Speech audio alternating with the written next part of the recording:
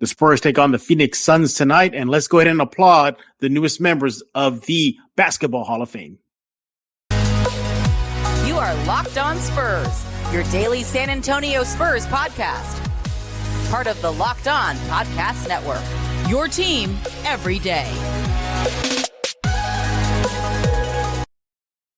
Welcome back to Locked On Spurs. We're here on the Locked On NBA Network. I'm your host, Jeff Garcia, Spurs writer for KENS 5 in San Antonio. Glad to have you back.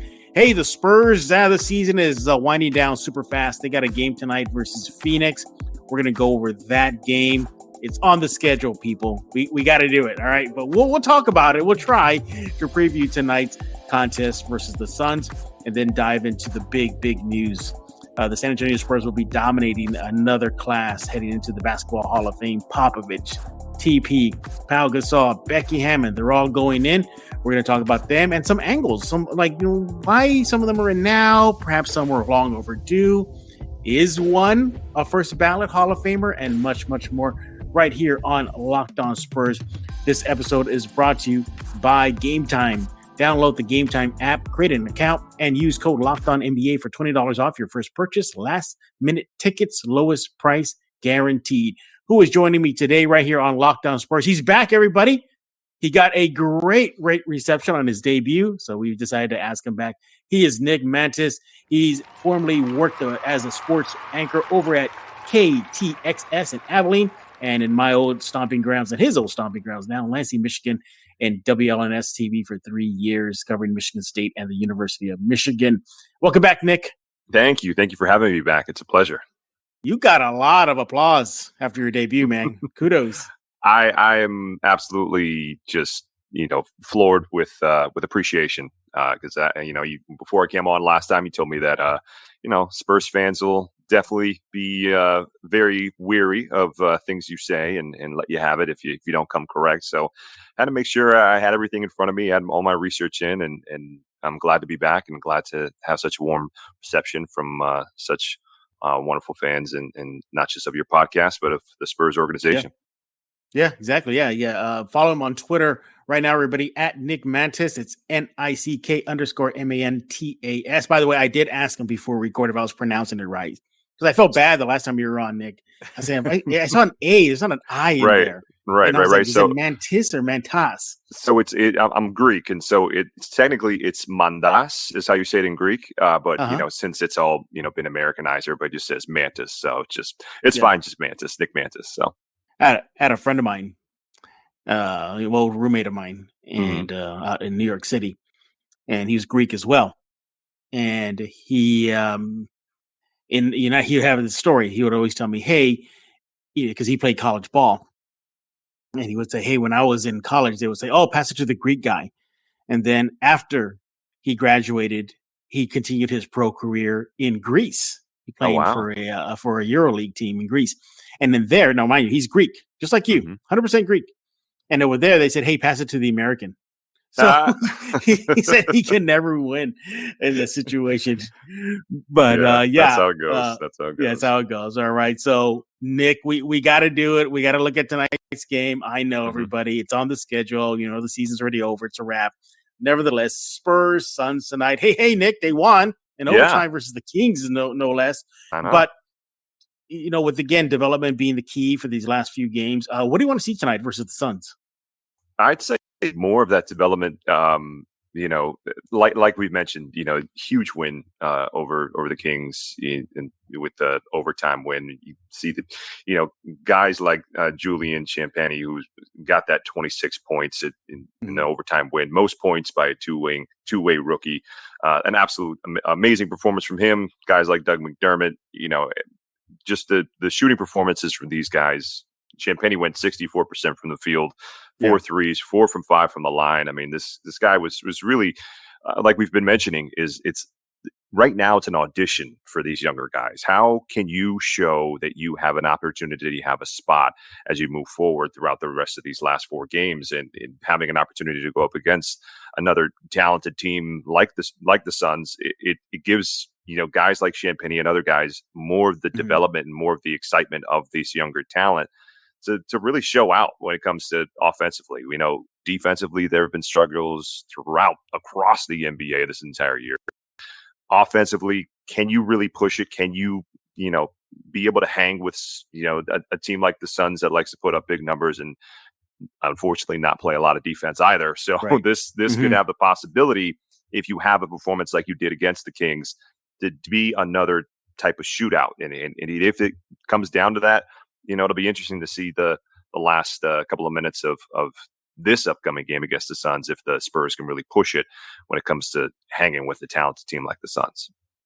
I do like the fact that the Spurs get themselves a team that is at full power, with Kevin Durant back, Chris Paul and Booker. Even though we know what likely the outcome is going to be. Yeah. But nevertheless, to give this young team experience against a power team like the Suns, I want to see Trey Jones face off against CP3. I want to see, whoever they put on Booker, a young kid, KTXS, whoever, take on Booker and try to slow him down. The big guys in the middle, Ayton, let Collins keep on continuing his path to get back comfortable into the NBA after being out for so many long years with the injuries. So I like that. Sure, maybe the outcome might be another bloodbath for the Spurs, but nevertheless, hey, if the Spurs can get that experience going into the offseason, plus look, Trey Jones a triple double versus the Kings is first, so that's really good. Moods are high, and they're. And what I like about it too is, sure, you want to see your Devins and your Keldons and your Jeremy Sohans play, but with them gone, in the recent games you're seeing, as you mentioned, an audition for these young guys, Champagnie, even a guy like Dominic Barlow, out of Overtime Elite. So to get these guys minutes against a quality team like Phoenix, you look at tonight's game. And the Spurs are now at 20 wins. Vegas had them at winning around 21, 22 wins. So they're right on pace for that. But despite the fact that they are locked into one of the three worst records, sliding them into one of those 14% slots, every win still does hurt. It's weird. I think, Nick, can you explain it to the listener? Even though they're locked in, wins still hurt as far as a chase for number one. Right. So it's that 14% in those top three picks in the NBA draft. So right now you've got with the Detroit Pistons, with the Houston Rockets and the San Antonio Spurs, the three worst records in the NBA. 20 wins is right where the Spurs are right now. When it comes to the other teams, you're going to see them right around. I believe Detroit has 16. I want to say that Houston is at 19 when it comes to those wins. So those are the three worst teams. So they all have a 14% chance of getting guys like Victor Wembanyama with that number one pick, if depending on how the lottery rolls. So when it comes to each one of these next games, though, these last four games, Phoenix, Portland, Minnesota, and Dallas, you still don't want to see them get anywhere close to the next team that would be in there, which I believe is Charlotte, who has 26 wins. So just don't get anywhere closer to it, because you want to see the development of this young talent, like we've been mentioning, guys like Champagnie. But doing those, unfortunately, in a loss for the program actually helps out the future of this organization. I kind of was looking at it almost as like you're doing log rolls on a double-edged sword, where you want to see these guys really come into their own. You want to see them have more opportunities. Champagnie was saying last night he was really excited to have the 26 points, most by a two-way player in NBA history, but he was more excited about actually getting the win. It's not just about the points to him. It's he wants to see this team succeed and improve.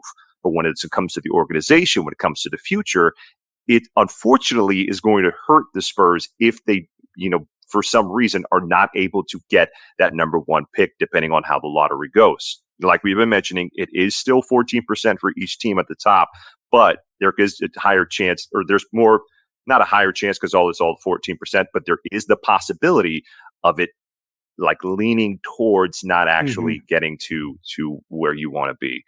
So great win for the young players. Great to see them, getting moving forward. But again, comes in that double-edged sword, because the organization overall would like to see them stay within the opportunity of getting somebody like Victor Wembanyama.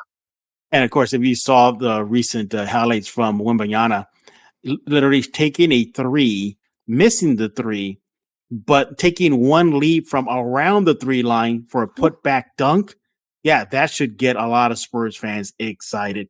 We're here talking about tonight's game, Spurs-Suns, with our friend Nick Mantas. Make sure to follow him on Twitter at Nick_Mantas. And later on in the show, he'll brag about himself and what he's been doing out here in San Antonio, right here on Locked On Spurs. When we get back, we're going to dive into the feel-good section of the show, and that is congratulations to four Spurs heading into the Basketball Hall of Fame. But I want to talk to you now about Game Time. You got to get Game Time right now. Buying tickets to your favorite events shouldn't be stressful. Game Time is the fast and easy way to buy tickets for all the sports, music, comedy, and theater near you. With killer deals on last-minute tickets and their best price guarantee, you can stop stressing over tickets and start getting hyped for all the fun you will have. Look, I like it. I like their flash deals and last-minute ticket updates. Those are fun. You feel like, I'm going to wait a little bit. Maybe some tickets will pop up. Yeah, that happens using Game Time. And also, the Game Time guarantee means you'll always get the best price, and you'll find tickets in the same section and row for less. Game Time will credit you 110% of the difference if that happens. Get images of your seat before you buy so you know exactly what to expect when you arrive. Buy tickets in a matter of seconds, 2 taps, and you're set. Tickets are sent directly to your phone, so you'll never have to dig through your email. Snag tickets without the stress with Game Time. Download the Game Time app, create an account, and use code LOCKEDONNBA for $20 off your first purchase. Terms apply. Again, create an account and redeem code LOCKEDONNBA for $20 off. Download Game Time today. Last-minute tickets, lowest price guaranteed. And now I'm excited to talk about our next sponsor right here from San Antonio. Hey, San Antonio, did you stay up late catching the end of the Spurs game and needed a quick pick-me-up? Look no further than Mudslingers Drive-Thru Coffee. Mudslingers is locally owned and independent coffee shop, and they're proud to make delicious coffee for our community. They do it fast and friendly so you can get on with your day. Whether you're in the mood for a latte cold brew or a Red Bull infused lightning bolt, I can use one of those right now. They have drinks for every single taste. They also have a wide selection of dairy alternatives, low-calorie options, and even caffeine-free drinks for those who want to take it easy. So swing by Mudslingers Drive-Thru Coffee for a tasty and convenient caffeine fix right now. Located at 2404 Thousand Oaks Drive near 281 and 1604. They're open every day from 6 a.m. to 6 p.m. Tell them Locked On Spurs sent you. Life is too short for bland coffee. Go to Mudslingers Drive-Thru Coffee today.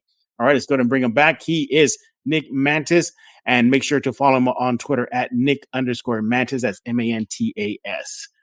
Did you ever get that? Did everybody say like Mantas and start thinking like, oh my God, we're pronouncing his name wrong? Does that happen to you before?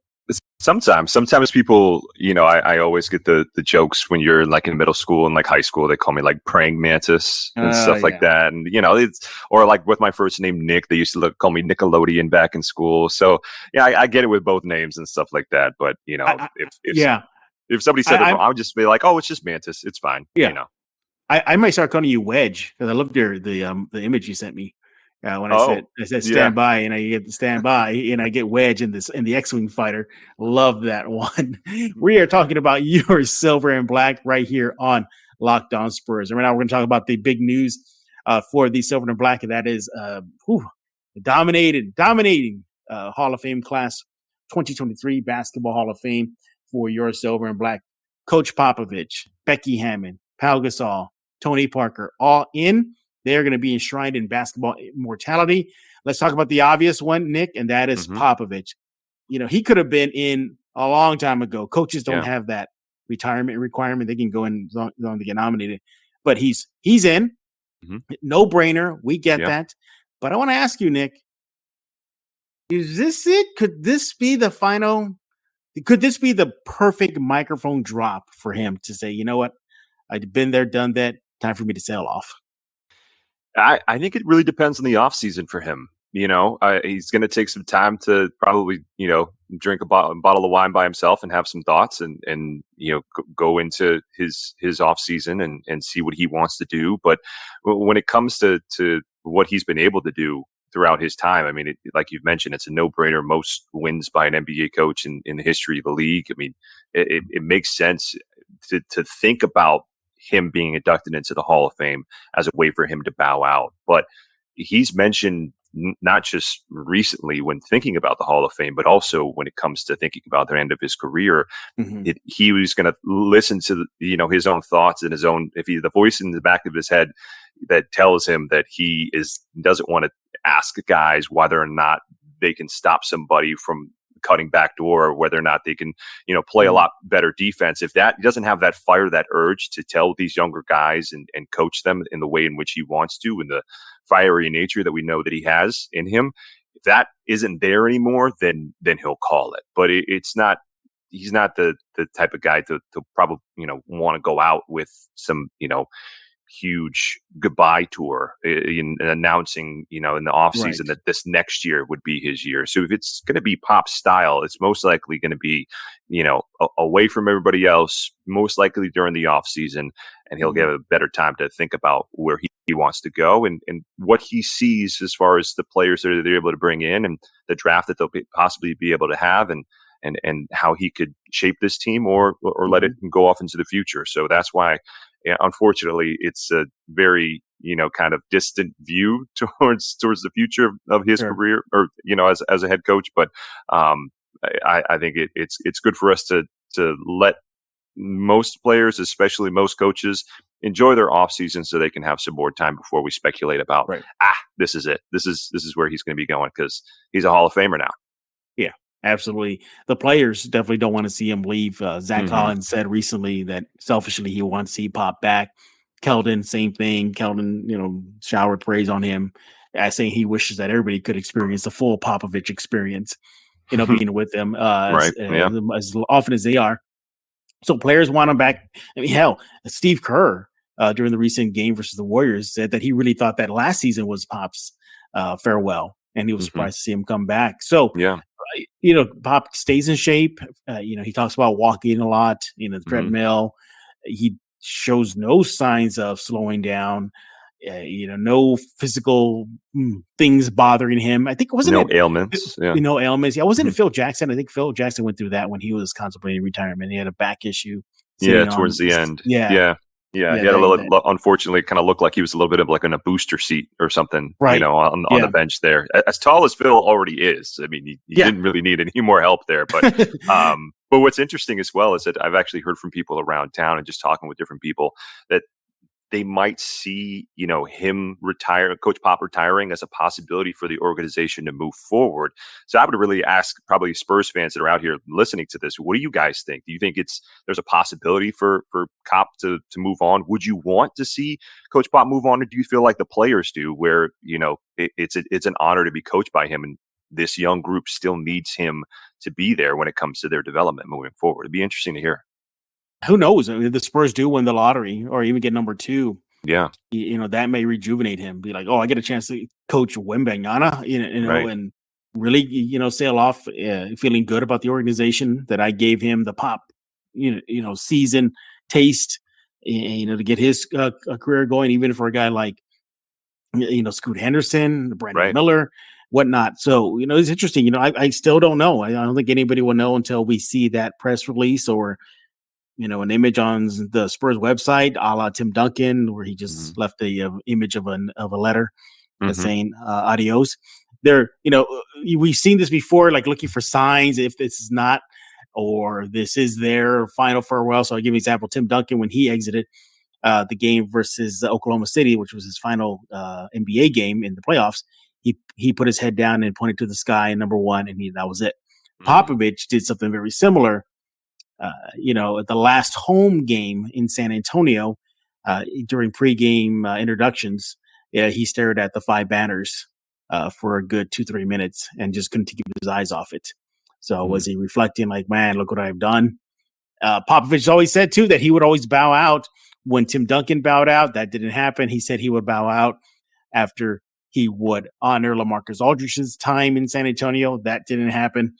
So you just don't know with Popovich. But if there's a better way for him to go out and then to join the big 3, the 3 guys that made him the coach that he is now. Look, I'm not putting him down. He says it too, Nick. He often says, I wouldn't be here if it wasn't for Tim Duncan. He's always Tim Duncan, no titles, basically. So right. He knows it. Yeah, at the end of the game, at the end of the day, yeah, it's always the guys who are taking the shots. I mean, other legendary coaches like Bill Belichick will always say, I'm just here. It's the guys who are out there playing that make these actual opportunities for me to have success. I can only coach them. They have to actually go out there and do it. So, would it be interesting to see, like you've mentioned, the big three and guys also like we'll get into next with Tony Parker and Pau Gasol and even guys like Manu, this international talent that has come through the Spurs as the history of this organization. I think we have to give a lot of credit to Coach Pop and the way in which he was able to bring those guys in and have tremendous championship success with guys like that, which then leads to us really getting excited about international talent like Victor Wembanyama. We're now looking and making the scouts in the NBA go and take the international talent extremely seriously. When you see that has first originated and started with having such international success from the Spurs and the way in which they were able to develop. And I think that, you got to give a lot of credit to Coach Pop and what he was able to do with guys like Mono and TP and the availability the ability that they've had to show the world that there's talent all over. And absolutely. And I think that that's what, in a way, you can kind of look at the Spurs who are going into the Hall of Fame right now. Each one of them in their own way has changed the game of basketball for the better. Absolutely. He is Nick Mantas right here on Locked On Spurs. We're talking about the Spurs heading into the Basketball Hall of Fame. When we get back, we're going to talk about Becky, Tony, and Pau Gasol as they enter basketball immortality. But I want to talk to you about BetterHelp. Hey, this episode is sponsored by BetterHelp. Look, getting help, it's not always easy, but that's where BetterHelp comes in. They make it easy for you. So getting to know yourself can be a lifelong process, especially because we're always growing and changing. Therapy is all about deepening your self-awareness and understanding, because sometimes we don't know what we want or why we react the way we do until we talk through things. BetterHelp connects you with a licensed therapist who can take you on that journey of self-discovery from wherever you are. Look, it's helpful to learn about positive coping skills, how to set boundaries, what empowers you, the best vision for yourself. So yeah, that's where you got to go and check out BetterHelp. So if you're thinking of starting therapy, give BetterHelp a try. It's entirely online, designed to be convenient, flexible, and suited to your schedule. Just fill out a brief questionnaire to get matched with a licensed therapist and then switch therapists at any time for no additional charge. Discover your potential with BetterHelp. Visit betterhelp.com/LockedOnNBA to get yourself 10% off your first month. That's BetterHelp, HELP.com/LockedOnNBA. Autobots, roll out. We're back right here with Nick Mantas on Locked On Spurs. He is back, and I got to ask you, Nick, are you secretly a mega nerd like me? I have my moments. There are certain moments. Okay, I have my moments. I will give a lot of the credit to the nerds around me in my life. My brother grew up really big on. We were always big movie guys. We always were. He was also a big Tom Clancy fan. And then now my girlfriend is a huge comic book fan and a huge Marvel and Star Wars. And so the nerds that are around me in my life have always made sure that I've benefited from the experiences that they've had throughout their world. So I'm just vicariously living through and picking up little things here and there. This show can go off the rails sometimes with other guests that are big nerds like me. No, look, I know you appreciate it. You're probably like, there's throwing a bullet and then shooting a bullet. That's me. I'm shooting a bullet, when it comes to nerddom. So we've had a show one time that went off the rails so bad. We released it anyway. And there we were just laughing because it went from, I think it was last season. It went from talking about some crazy overtime win the Spurs had. And then within minutes, we should have been a parallel. Like, oh, it was like Thanos getting the gauntlet. And then, like, speaking of the gauntlet, and then it just took off. And then next thing you know, I'm like, wait a minute, we got to get back on track here.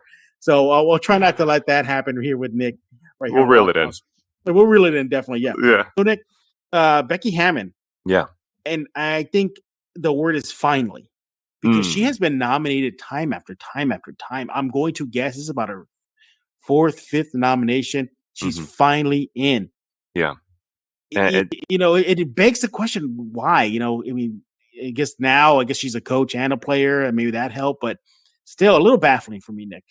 Yeah, it's taken a little bit too long, especially after the great career that she was able to have as a player. A 6-time WNBA All-Star, and now to see her, like you said, not only changing the game of basketball in the way in which she was able to become the first female coach in NBA, full-time female coach in NBA history, and then her first year as the Las Vegas Aces head coach, she wins the WNBA championship. I mean, it's absolutely incredible what she's been able to do throughout her playing career and her coaching career. And I think after the WNBA championship, people were saying, okay, enough is enough. Like, she needs to be in the Hall of Fame. It needs to happen. And that's what's been so remarkable over these last couple of months, is seeing them, I think the world and the eyes and the judges of basketball really saying we need to be extremely inclusive and extremely understanding of this wonderful game that we all love is for everyone. And to see Becky Hammon finally getting in, it shows this narrative that we see for all of us, that the world is changing, we're changing, and those who can not only coach but play basketball and dominate in basketball is not just for your cookie cutter type of people we've always seen go in the Hall of Fame. It's for everyone, and especially after the women's NCAA championship game that we just watched, which was an incredible performance of talent from both sides. I mean, it was just this game is getting so much better and so much more skilled, and I think it's credit to people like Becky Hammon who are continue to push this game forward. Absolutely, yeah. And despite the fact that her getting looked over, or at least passed on several times already, finally in. But what a way to get in. I mean, the class is just stacked. It's not just the four Spurs. There's Dwayne Wade, there's Dirk Nowitzki. So yeah, I mean, this is a powerhouse Hall of Fame class. I mean, I was at Manu's last summer. Okay. And he was the headliner. Mm-hmm. This year's like, pick one. They could be a headline. Right. Pop, sure. Dirk, sure. Wade, sure. Becky, sure. The list goes on and on. But yeah, congratulations to Becky. Who knows if her pass will still come back to the NBA. Mm-hmm. Wouldn't be surprised if she stayed in the WNBA and just rack up that dominance that she's creating with Las Vegas. So kudos to her. So finally, congratulations, Becky. Then there's Pau Gasol. He didn't start his career in San Antonio. He didn't end his career in San Antonio, but he had a good chunk of time in San Antonio. He'd always felt that he was just like a couple years off from joining San Antonio. He always felt like a Spur. Yeah. And then, he finally came in, contributed as best he could, considering he was already at the back end of his career. But nevertheless, he wore the silver and black jersey, and part of that international talent that the Spurs really covet, Nick. Absolutely. And it just goes back to, like we were mentioning with Coach Pop and the coaching staff and the guys who they want to get those international players the love and the respect that they deserve. And like you're mentioning, after his great run with the Lakers and Kobe, he goes to the Bulls and he comes to San Antonio for 2017 to 2019. And the ability that he had later years to still have dominant performances. Sure, there are a couple of injuries here and there, but take it for example, the 2017-2018 season, the guy had 16 double-doubles and a triple-double. Wow. And I mean, that is just absolutely incredible, especially at that time in his career. I mean, this is, obviously, we would love to have seen him as a Spur earlier in his career, but to still get a performance like that through the time that he so fittingly came to the Spurs later on, it just goes to show you what an incredibly talented player Pau Gasol was. Yeah, and I still think about how the Lakers were able to swindle the Grizzlies out of Pau Gasol. I mean, just absolutely just swindle him out of Memphis. Just stole him in the middle of the night. Just stole him. I mean, just crazy. And then finally, Tony Parker. Nick, I know you're new to San Antonio, so perhaps a fresh eyes from outside of the city will help.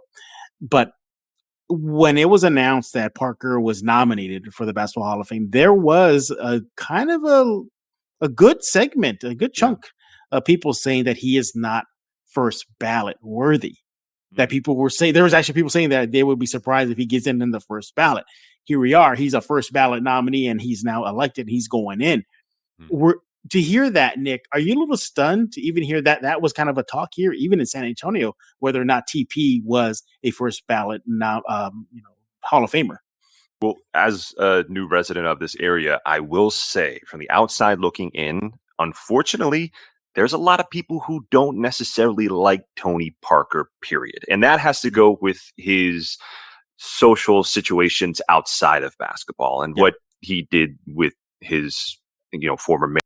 And that, I think, is a way in which people are judging him. But if you look at the basketball altogether, because that's obviously what the Hall of Fame we're talking about right here, 6-time All-Star, 4-time All-NBA, 4-time NBA champ, 2006, 2007 Finals MVP. The guy was incredible at his position of not only averaging, 15 points a game, but he's a distributor to making sure that the guys around him had the success that they did.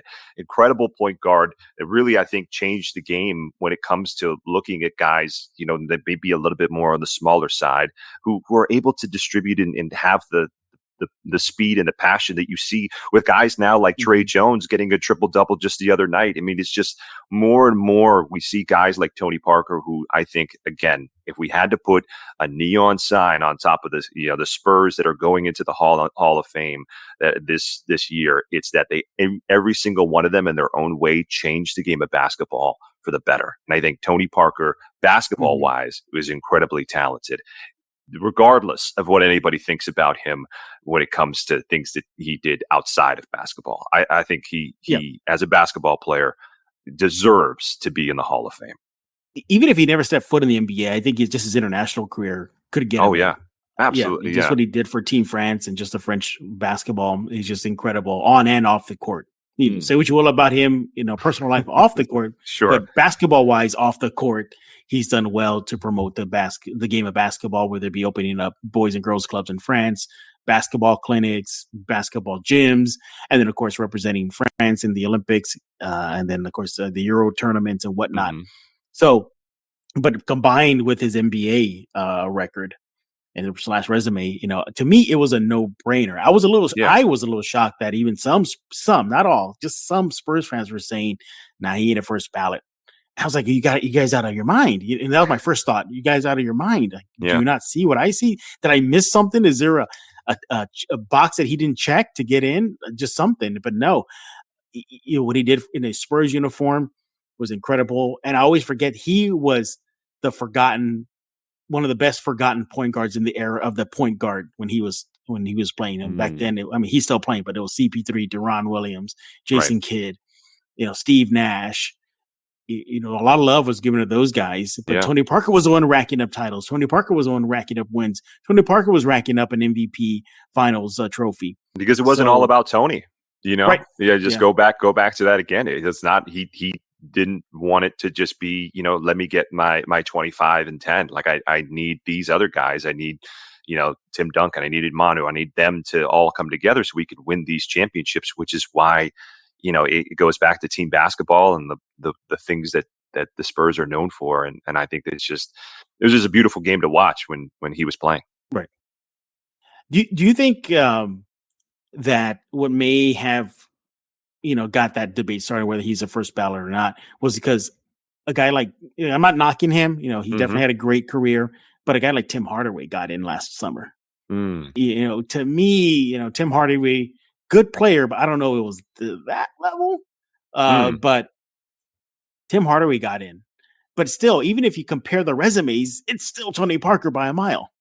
Yeah, I mean, if you want to, and I think a lot of people will look at it like, if we're going off of just their career and the success individually, or if you want to go off of NBA championships, because that's where we started talking about the GOAT talk when we go to, Michael, LeBron, and Kobe and that whole conversation.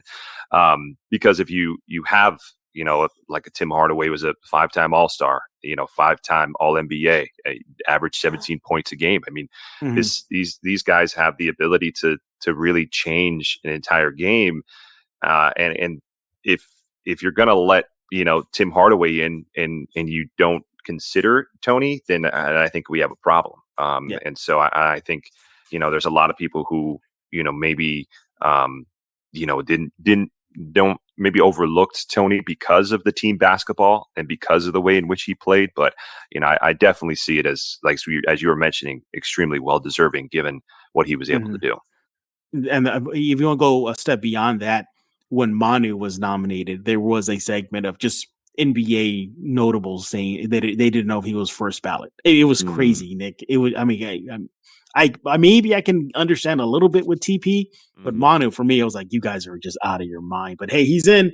That's all that matters. By the way, Nick, you ever been to the Naismith Basketball Hall of Fame? Like physically been there? I have. Yes, I have. Yeah. Okay. Were you surprised? Were you surprised, just like me, to see that it's actually connected to a strip mall? I blame city planners for all that. Okay. I grew up in Brookline, Massachusetts, so it's not that far away from Springfield. The area in which it's in, the Springfield, will have it as its claim to fame in that situation. But the thing is that it's not, you got to still drive a little bit to get to the actual building. But there is a strip mall that's close to it. And I blame city planners. I don't blame anybody else in that sense. That was just a bad decision altogether. Yeah. So. I was stunned because I stayed a little ways outside of Springfield, and I was driving in to go to the ceremony and / check out the hall. I saw a Subway sandwich shop, but I saw that big tower with where the trophy is, based off of, and I say, no, that's not it. That can't be it. There's a Subway sandwich shop there. No way. Yeah, no way. I was like, that can't be it. And I pull up, I exit, I take a right, I pull in, drive up, I go, nope, there's a Subway sandwich. And then a Cold Stone ice cream shop connected to it as well. But it's a beautiful spot, but it's a lot smaller than I thought it'd be. I mean, so I thought it'd be this massive, NY, a museum mile, kind of big building, but it was like a campus nice almost. Yeah, like it can have a campus around it. Yeah. And I think that's what a lot of people think when they think of, the buildings of these monuments and where they should be. But there's also an aspect of tourism. If people are going to come see it, if I'm gonna put a Subway sandwich or a Cold Stone right next to it, if I own one of those franchises, I'm gonna get that money. I kind of go back to a little bit closer to home here, where when the first time I walked up on the Alamo and I see all these stores and shops all around it, I was shocked. And anybody who I know who visited it for the first time is like, I thought it was out, in a certain, somewhere else. It wasn't right here in the middle of town with all these stores and shops and buildings around it. But it makes sense, if people are going to come here, might as well have something right next to it. So it makes it, and I get it. Here's a little tidbit, everybody. The actual induction ceremony is not in the Basketball Hall of Fame. It's actually in a different building across the highway. And a lot of people think like, because when I went, there's like, did you see everything? How was it afterwards to then see it?